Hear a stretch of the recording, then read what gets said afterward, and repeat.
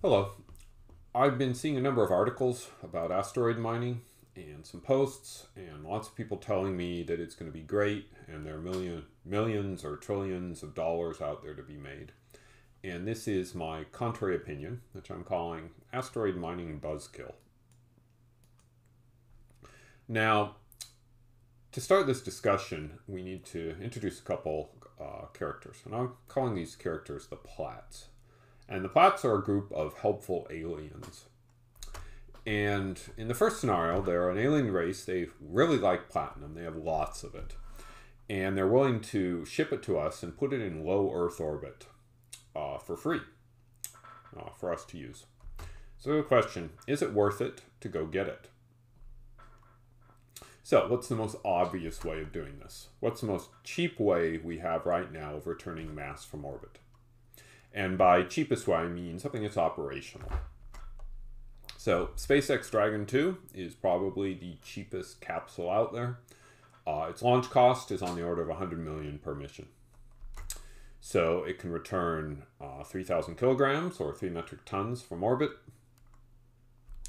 Now, if you go out and you look at platinum, you'll see that platinum is going for about $29 a gram right now.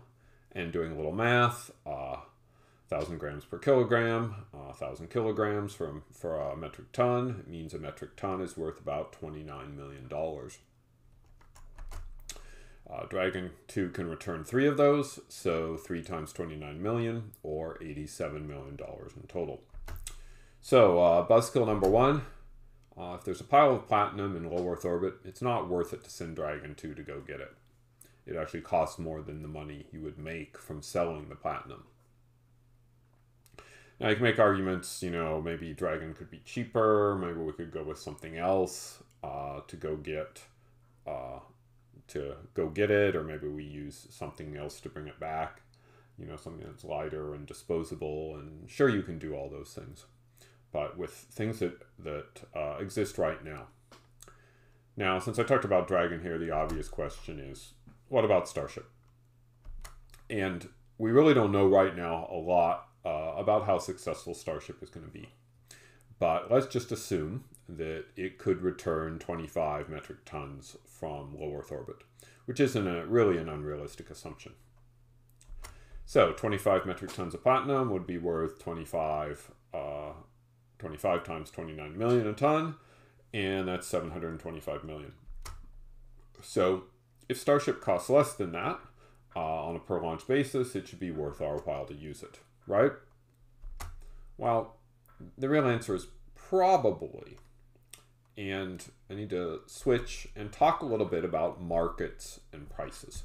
And we're going to be specifically talking about platinum, but this applies to markets in general.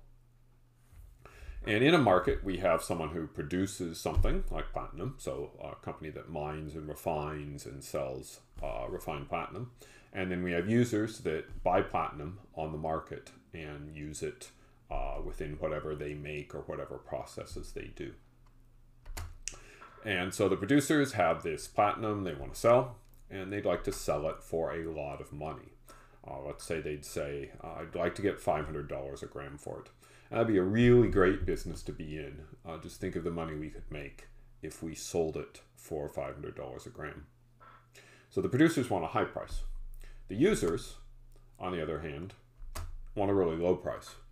So they're looking at, hey, look at how much platinum is costing us when we're using it. Wouldn't it be great if it only costs $2 a gram rather than what it currently costs? Just think of how much money we could make. So there's always an inherent tension between the people who are producing and the people who are using or consuming. And what happens is, based upon how much the producers can produce, how much the users really want it, we end up with a established price, or what we call a market price. And if you go out and you want to buy some platinum, this is about what it'll cost you. It'll cost you about $29 a gram right now. And the tension here is that on the user side, the people who are buying platinum are willing to pay 29 cents a gram. or perhaps a discount based on buying a lot. But their price is based off of this market price. And there might be more people on the user side who are willing to produce more, willing to buy more if it was cheaper. And obviously, if it got more expensive, if the price doubled, there'd probably be fewer people who are willing to buy it. It just wouldn't be worth it. And similarly, on the producer side, there are producers willing to produce platinum and get this amount of money for it. If they could get more money for it, they would probably be willing to produce more. Maybe there's some marginal mines that would now become profitable. And if the price went down, they'd be probably willing to produce less. It turns out in platinum, the worldwide market per year is about 470 metric tons. So you could figure out, you could multiply 470 metric tons times the amount per gram, and you could figure out what the overall market was. Really doesn't matter here. So let's say we've now done that Starship, we've done a single Starship mission, and we've gone out and we've gotten 25 metric tons of platinum, and we now want to sell it. So the question is, okay, so now we have 495 metric tons. There's a little more there, and we need new buyers. So what does that do to the price? Is it still $29 a gram? And you look at this and you say, well, 25 metric tons out of nearly 500 metric tons is a relatively small change in supply. So it probably doesn't move the price around a little, very much, you know. And I just threw a number at this. Maybe it moves it to $28 per gram. Now, it might turn out that maybe we push 25 metric tons of platinum onto the market and it really doesn't change the price. Maybe some of the producers just say, hey, I'm going to close down some of my mines. It's really not worth it. And we might not see a big change in the amount available. Or we might not see new buyers. You know, maybe $28 a gram really isn't enough to attract new buyers. So it's likely that we'll see a shift down. It's really hard to know what values you will actually see.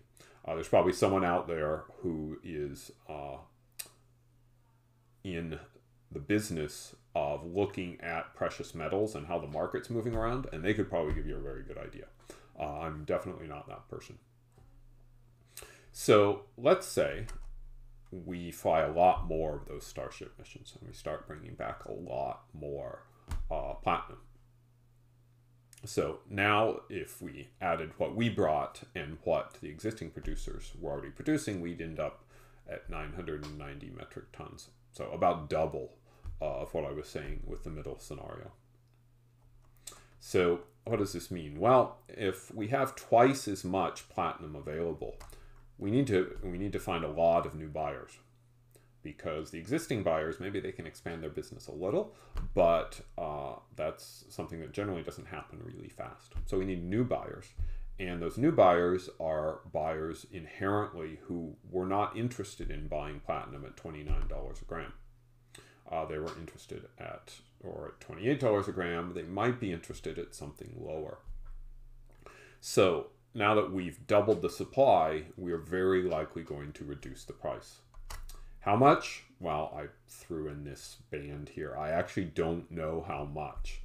And every market is different, and it depends so much on what other uses are available for platinum, for new businesses to start up, or for existing businesses to expand, or for platinum to be used instead of other materials.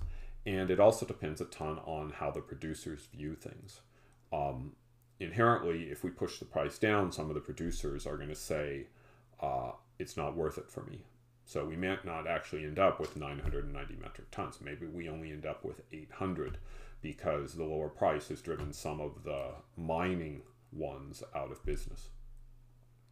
So the answer is you start making big changes to supply like this. Who knows what the price is going to do, but it's a fair guess it's going to drop. I threw a number in here, $13 a gram. It would not be surprising that if you doubled the supply, you actually halved the price, but it's not like there's a rule for that. You know, it might be $24 a gram, or it might be $2 a gram. We really don't know. And that's with a relatively small amount of mining, a relatively small amount of new material. Let's just say you were very good at this and you had access to a whole lot of platinum, and you brought home so much platinum that you're bringing home 9,900 metric tons. To sell that, you need a whole lot of buyers. A whole lot of buyers. You're expanding that 10 times. What's the price? Once again, I don't know, but it's going to be way, way, way less than $29 a gram. And this illustrates one of the fundamental problems with the idea of asteroid mining is to make decent amounts of money, you have to bring back a lot of material. But when you bring back a lot of material, you start distorting the markets and driving the price down. And it's very possible you could drive the price down enough that you actually are not making money anymore, which would really be an unfortunate thing to do. So this is really buzzkill number 2. The reason things are expensive is because they are rare. If you bring back a lot of something, it gets less rare and it's worth less than it was before. And you can easily find yourself with a business that just doesn't make sense. And we see this kind of on a general case. If you look at the mining industry in general, you will see there are some mines that it's fairly simple to extract whatever they're extracting, and they tend to be profitable for a long period, and they tend to be relatively insensitive to price fluctuations. But then there are other mines that are more on the edge, and it's really, really common, the price drops for a few years and that mine just shuts down. And maybe if the price goes up way up again, that mine might reopen again. But small changes in price can actually have big changes in profitability. So that was the low Earth orbit. It's really a contrived example, but I wanted to just show that even in the low Earth orbit case, the economics really aren't that clear. It's not clear that you're going to make just tons of money. Even in this contrived case, it isn't true. So let's assume that the Platts, instead of putting the platinum in low Earth orbit, which was obviously just really stupid, let's say they actually put it on an asteroid in the main asteroid belt. So we've made our scenario a little clearer and a little more real life. We now have to get out to the asteroids and get back. So how much can we get back to Earth? And for this, I need to take a little excursion into the world of delta V. And delta V is really simple. It's the velocity cost to change from one location to another.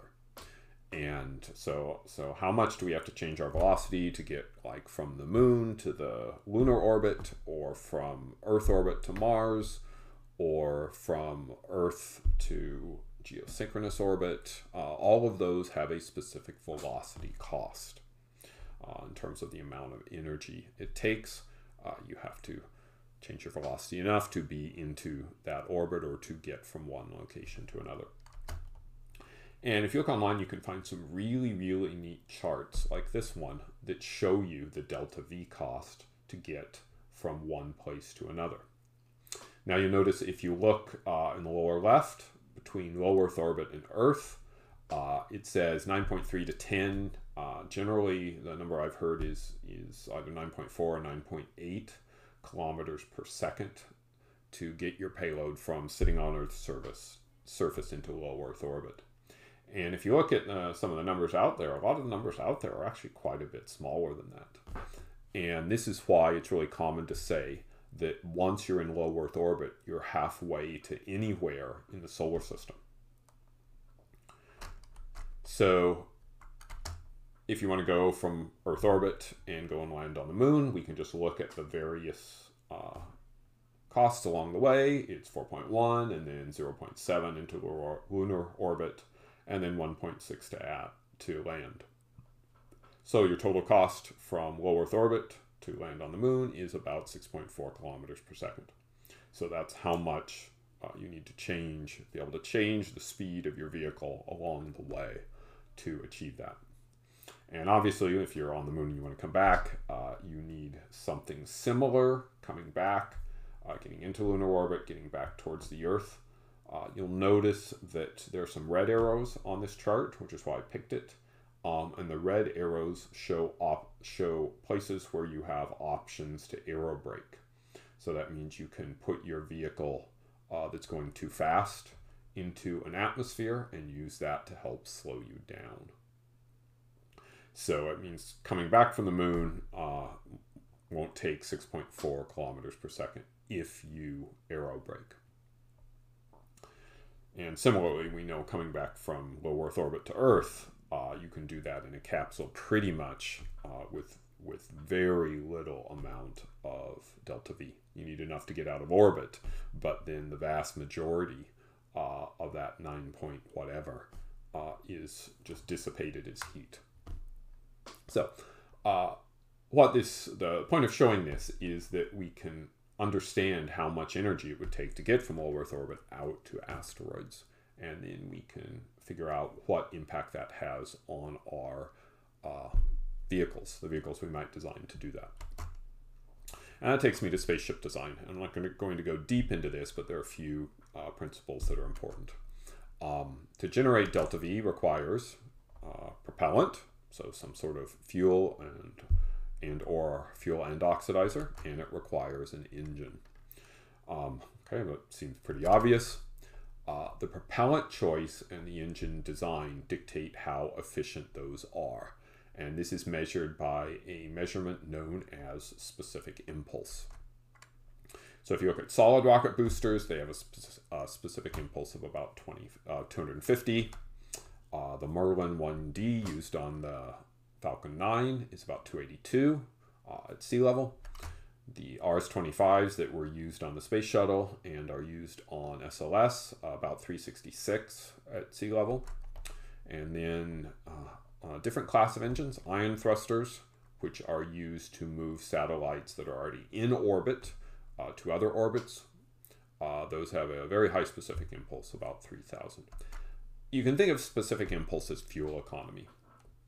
So the better the specific impulse, the more delta V you get for a given amount of fuel. So now that we have that, we can go and talk about some specifics. To get from here to there, what do you need to do? Well, you need to figure out how much delta V you need for your mission.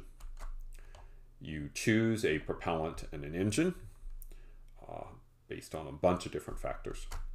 And then there's what's called the rocket equation, which tells you how much dry weight you have.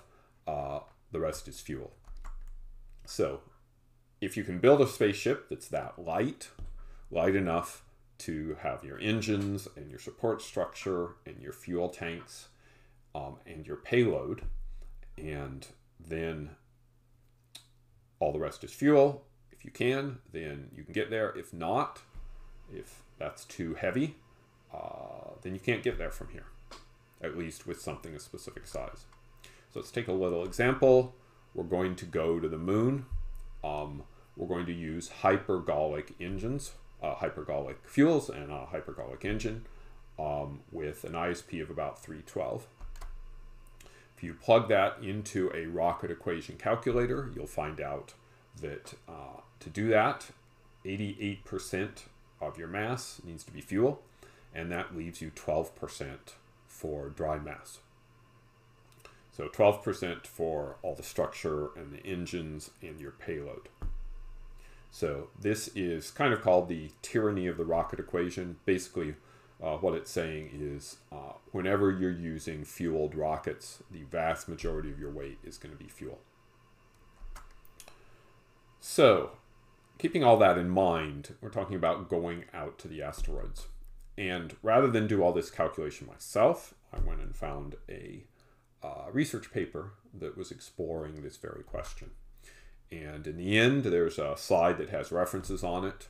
So if you're interested, you can go look at that reference and see all the work they did. And they talk about a bunch of different near reachable asteroids, asteroids that are easily reachable from the Earth. In this paper, they looked at a specific launch vehicle. So the Atlas V in the 551 configuration their calculations said that they can deliver a payload of 2,700 kilograms to one of the easiest to reach asteroids.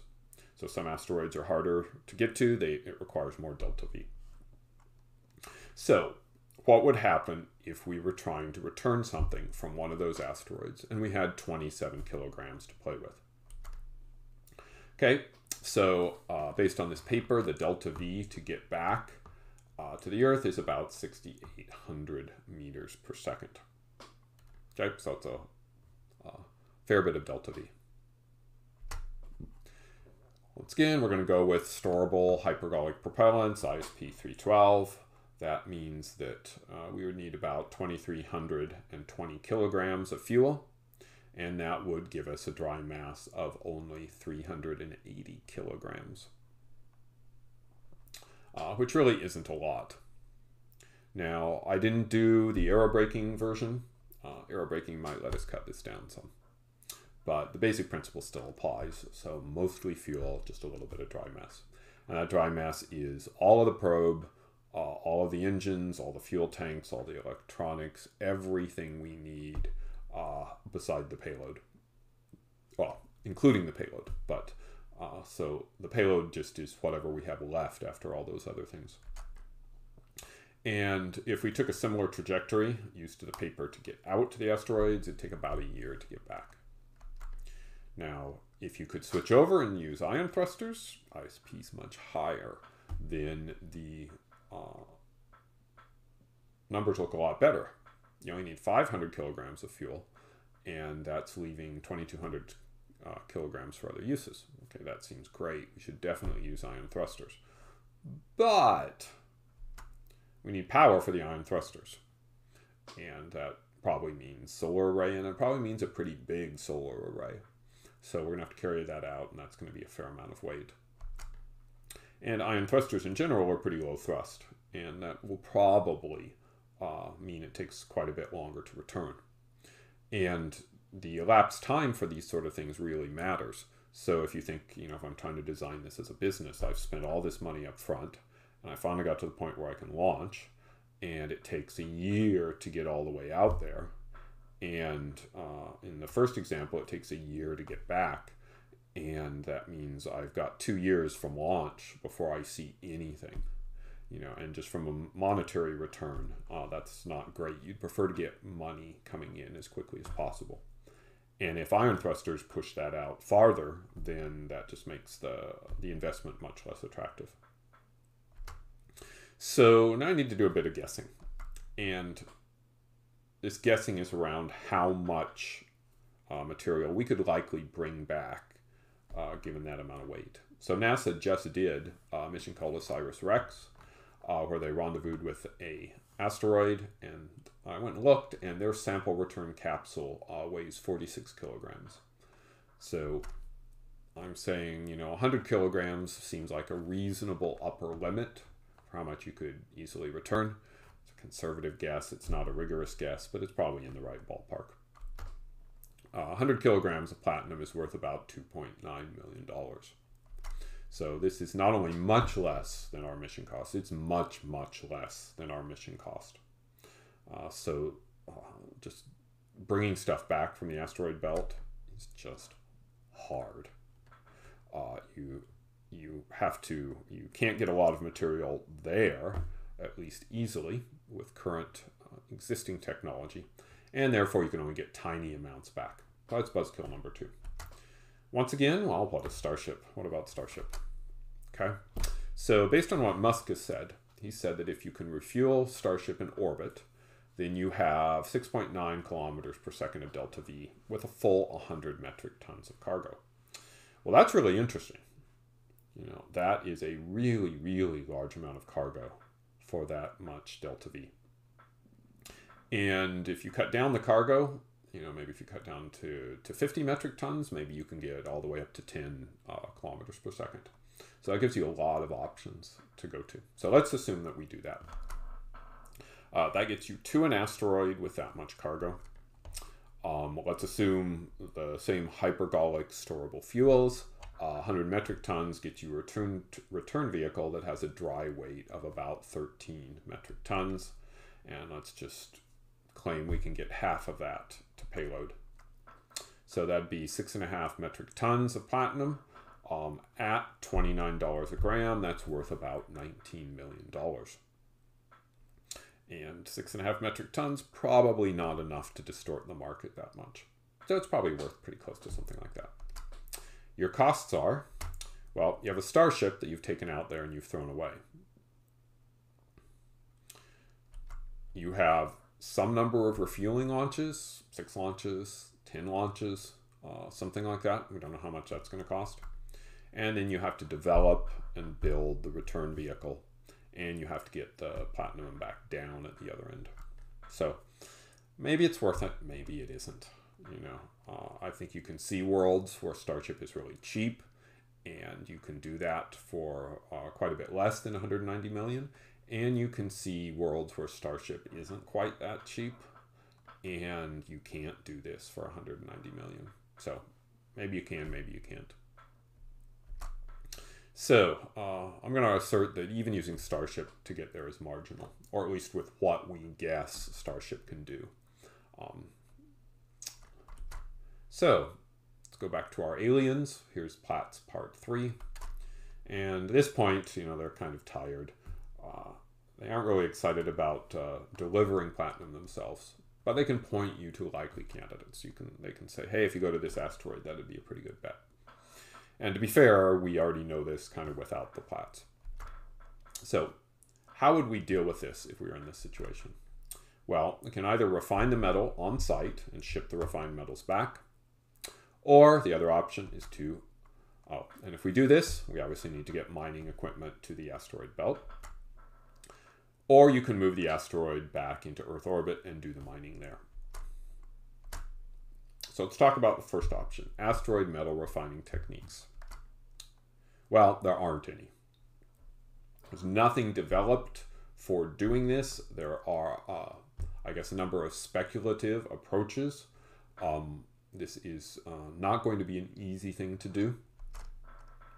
Whatever approach is chosen, it will undoubtedly require equipment, and probably heavy equipment.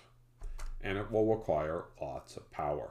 Both of those are pretty expensive to get out on the asteroid belt. Lots of power would either need lots of solar cells, or would probably need some sort of nuclear solution. And even if you can do that as a private company, nuclear is not going to be cheap. But those are options. So Buzzkill number 5. We don't have the technology. Be really expensive to get the equipment out there, and the equipment will require a ton of power. Not to mention, we still have to take the refined stuff and we still have to get it back, and we already know that's problematic. So what about moving asteroids? Well, this is a really fun one. So the asteroid that NASA caught up with for OSIRIS-REx is called Bennu, and it's about 500 meters in diameter. So you can think of that's kind of a medium-sized asteroid. And I could have chose smaller, and I could have chose bigger. It weighs about 7 times 10 to the 10 kilograms.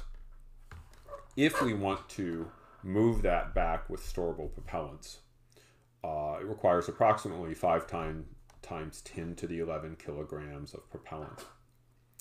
And with Starship carrying 100 metric tons, how many trips would that require? Well, you can actually do the math. It's about 5 million.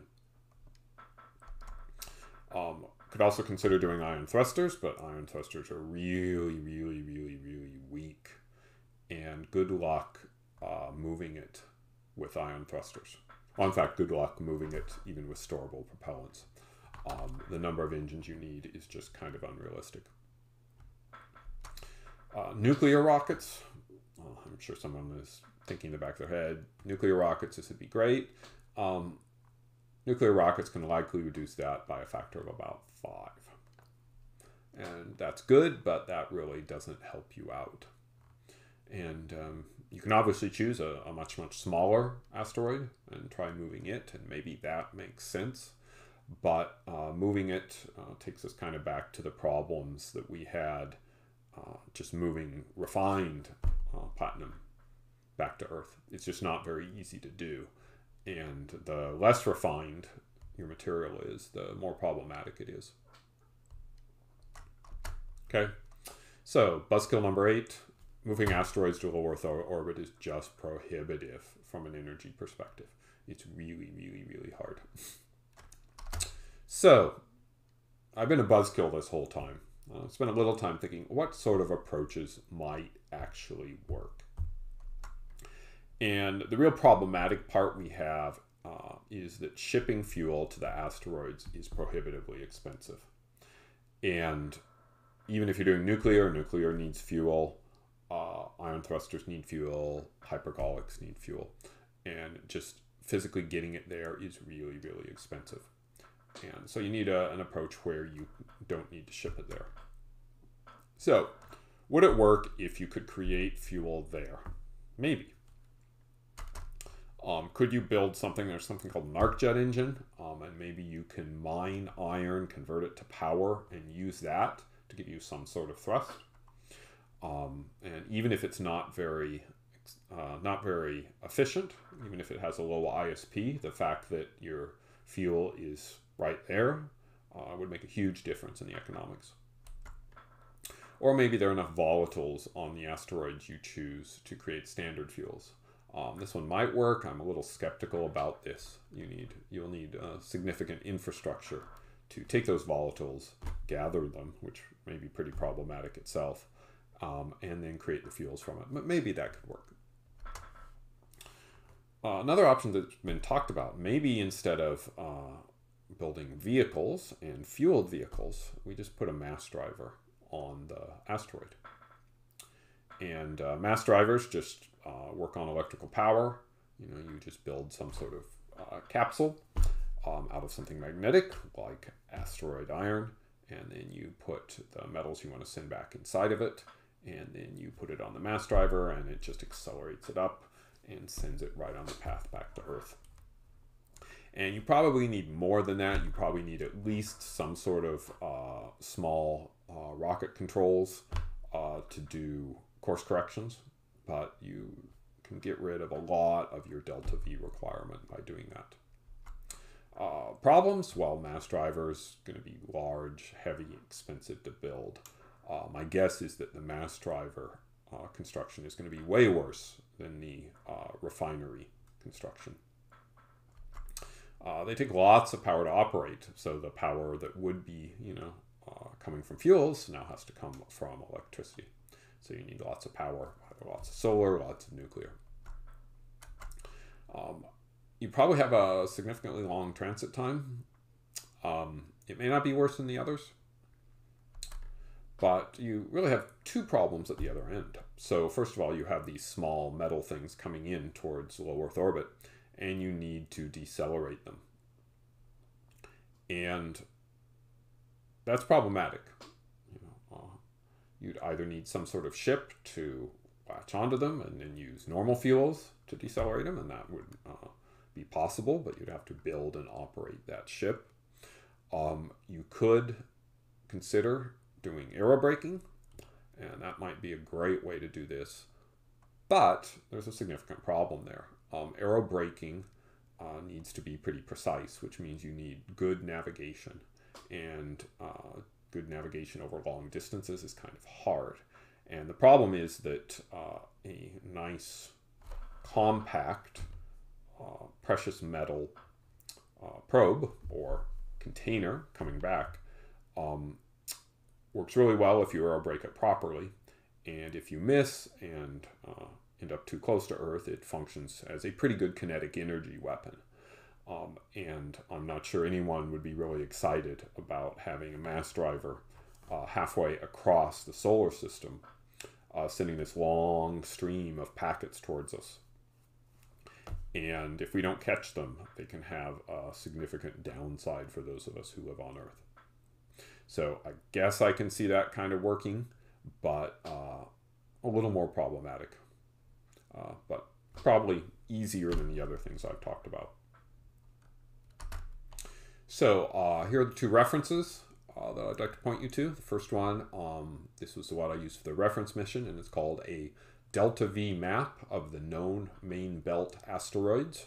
So you can go that, and there's a list of a whole bunch of asteroids and how much delta V it takes to get to each of them. And then there's a lot of other really interesting discussion there. So if you care at all about this sort of topic, that's worthwhile. And then the second reference is the rocket equation calculator that I used. And basically all you need to know to use the calculator is you need to know what fuel you're using, or more importantly, what ISP you'll get out of your fuel choice, how much delta V you need, and then you can just put in the mass, what you think your overall mass is, and it'll tell you what your payload mass is, your dry mass. And that's really interesting to play around with, so you can go and play with that as well. So thank you, and this has been Asteroid Mining Buzzkill.